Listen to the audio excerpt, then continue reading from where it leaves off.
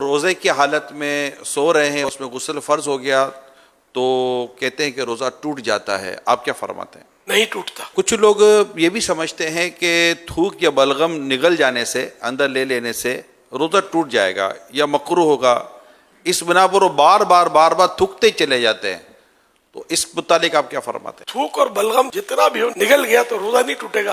البتہ طبعی کراہت کی صورتیں بھی اس میں ہوتی ہیں، یا یہ کہ زیادہ تھوک منہ میں جمع کر کے نگلا تو یہ بھی ناپسندیدہ ہے، البتہ روزہ نہیں ٹوٹتا اس سے۔ یہ ارشاد فرمائی کہ یہ کہتے کہ رات میں اگر غسل فرض ہو جائے تو اب روزہ شروع ہونے کے بعد کلی یا ناک میں پانی افطار کے وقت اب ہی مطلب ڈالیں گے، اس سے پہلے نہیں ڈالیں گے؟ غسل تو کرنا ہے، چاہے وہ روزہ شروع ہو گیا ہے تو اس میں یہ کہ غرغرہ نہ کرے، مگر یہ کہ ہلکی جڑ تک احتیاط سے پانی تو پہنچانا ہوگا اس کو ہر جگہ پر، اور ناک میں بھی پانی تھوڑی احتیاط سے چڑھانا ہے کہ دماغ میں نہ چڑھ جائے۔ اگر دماغ میں پانی چڑھ گیا تو روزہ ٹوٹ جاتا ہے، جبکہ روزہ یاد ہو، اور یہ وضو میں بھی احتیاطیں کرنی ہے۔ کیا الٹی آنے سے روزہ ٹوٹ جاتا ہے، وامٹنگ؟ الٹی خود بخود کتنی ہی آئے، چاہے بالٹی بھر جائے، روزہ نہیں ٹوٹتا۔ البتہ خود جان بوجھ کر مثلا انگلی وغیرہ منہ میں ڈال کر الٹی کی اور وہ منہ بھر ہو تو روزہ ٹوٹ جاتا ہے، جبکہ روزہ دار ہونا یاد ہو۔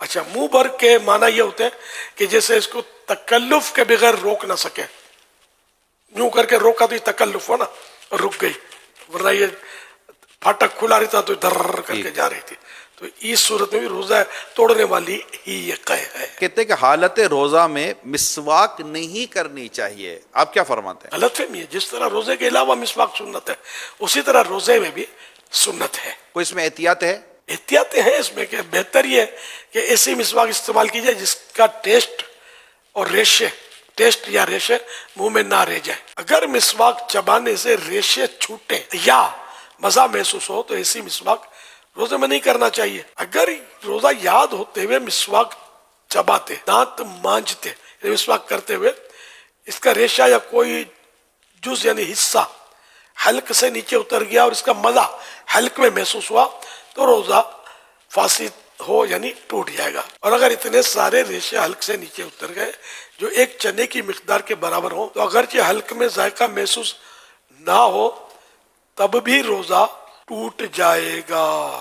یہ بھی یہ بات آئی ہے کہ جب تک اذان ہوتی رہے سحری اور کھانا پینا جاری رکھا جا سکتا ہے۔ روزے سے اذان کا تعلق نہیں ہے، افطار بھی، اب جہاں مسجدیں نہیں ہیں، آواز ہی نہیں آتی اذانوں کی تو کیا کریں گے؟ تو اس لیے وہ ان کا تعلق اذان سے نہیں ہے، اوقات سے، ٹائمنگ سے۔ تو سحری لوگ کرتے ہیں کہ ادھر کی اذان کی آواز آ رہی ہے، ادھر کی اذان کی آواز ابھی نہیں آئی، تو یہ علم کی کمی کی وجہ سے ایسا کرتے ہیں، ایسا کچھ نہیں ہے۔ ٹائم، اذان نماز کے لیے ہوتی ہے۔ کہتے ہیں کہ یہ چوٹ وغیرہ لگنے پر جو خون نکل آنے یا خون ٹیسٹ کروانے سے روزے پر کوئی اثر نہیں پڑتا، آپ کیا فرماتے ہیں؟ درست ہے جس نے کہا کہ روزے پر کوئی اثر نہیں پڑتا۔ روزے میں انجیکشن لگانے سے کیا روزہ ٹوٹ جائے گا؟ جی نہیں، اب یہ کہا گیا کہ روزے میں عطر یا خوشبو سونگھنے سے روزہ ٹوٹ جاتا ہے، یہ بھی غلط فہمی ہے، روزے پر کوئی اثر نہیں پڑتا اس کا۔ کچھ لوگ سمجھتے ہیں کہ جو مرض یا کسی اور درست عارضے یا بغیر عذر کے روزہ چھوڑ دے تو فدیہ دینا اس کا متبادل ہے، اس کا نعم البدل ہے۔ جی نہیں، ایسا کچھ بھی نہیں ہے، صرف وہ شیخ فانی کے لیے کہ ایسا بوڑھا آئندہ اس کو روزہ رکھنے کی طاقت آنے کی امید نہیں ہے، ایسا کمزور پڑ گیا ہے، روزہ برداشت ہوتا ہی نہیں ہے، تب جا کر فدیے کی صورت بنے گی۔ اس میں بھی یہ دیکھنا ہوگا کہ اگر یہ گرمیوں میں نہیں رکھ پا رہا، یہ سردیوں میں رکھ لے گا تو رمضان شریف اگر گرمی میں تو سردی میں قضا کر دے، فدیہ اب بھی نہیں ہے۔ اچھا، اب بھی یعنی کہ دونوں سیزن میں اس کی کیفیت ہے کہ نہیں کر سکے گا یہ روزہ رکھ، اور اس نے فدیہ بھی ادا کر دیا۔ ایک روزے کا فدیہ ہوتا ہے ایک صدقہ فطر کی مقدار۔ تو اچھا، اب اس نے فدیہ بھی دے دیا، سب کچھ کر لیا، اور پھر اس میں طاقت آ گئی روزہ رکھنے کی، تو وہ فدیہ نفل صدقہ ہو گیا، اوکے۔ اور روزہ قضا کرے۔ کچھ لوگ سمجھتے ہیں کہ روزے کی حالت میں ٹھنڈک کے لیے نہانا یا کلی کرنا یہ مکروہ ہے، کیا ایسا ہی ہے؟ مکروہ نہیں ہے، منع نہیں ہے۔ ہاں، اگر پریشانی ظاہر کرنے کے لیے کوئی مطلب یعنی کہ کپڑا لپیٹتا ہے یا بار بار کلیاں کرتا رہتا ہے تو اس کا مطلب یہ کرنا یہ مناسب نہیں ہے۔ عبادت میں دل تنگ ہونا یہ اچھی بات نہیں۔ کچھ لوگ سمجھتے ہیں کہ کلی کرتے ہوئے اگر غلطی سے پانی حلق سے اتر جائے تو روزہ نہیں ٹوٹتا۔ اگر کلی کرتے ہوئے روزہ یاد ہے اور پانی حلق سے نیچے اتر گیا تو روزہ ٹوٹ جائے گا، اور اگر روزہ یاد نہیں ہے تو چاہے جان بوجھ کر پانی اتار دیا حلق سے نیچے تب بھی روزہ نہیں ٹوٹے گا۔ یہ بات بھی ہے کہ جو خواتین پریگننٹ ہوتی ہیں، حاملہ ہوتی ہیں، یا دودھ پلانا ان کو ہوتا ہے تو ان پر روزہ فرض نہیں ہے۔ ان دونوں صورتوں میں تو ایسا نہیں ہے کہ روزہ فرض نہ ہو، البتہ بچے کی جان کا یا بچے کی ماں کا یعنی کہ جان کا خطرہ ہے یا کوئی سا مرض ہو سکتا ہے کہ جو علاج مشکل ہو جائے گا، سخت مرض جس کو بولتے ہیں، اس طرح کی کوئی عذر ہو تب جا کر روزہ بعد میں قضا کرنے کی اجازت ملے گی۔ صرف اس کو مطلب یہ کہ حاملہ ہے یا دودھ پلاتی ہے، صرف اس وجہ سے اجازت نہیں ملے گی۔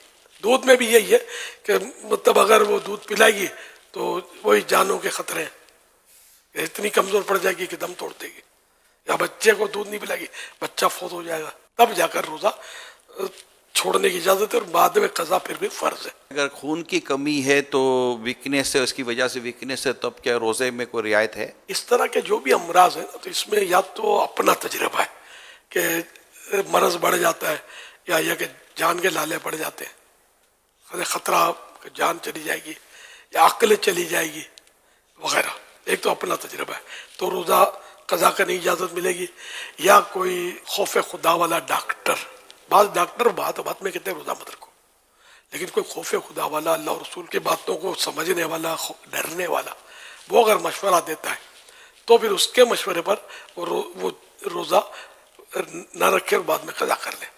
وہ یہی کہ اگر جو میں نے صورت بتائی کہ مرض بڑھ جائے گا یا دیر میں اچھا ہوگا یا جان چلی جائے گی یا عقل چلی جائے گی وغیرہ،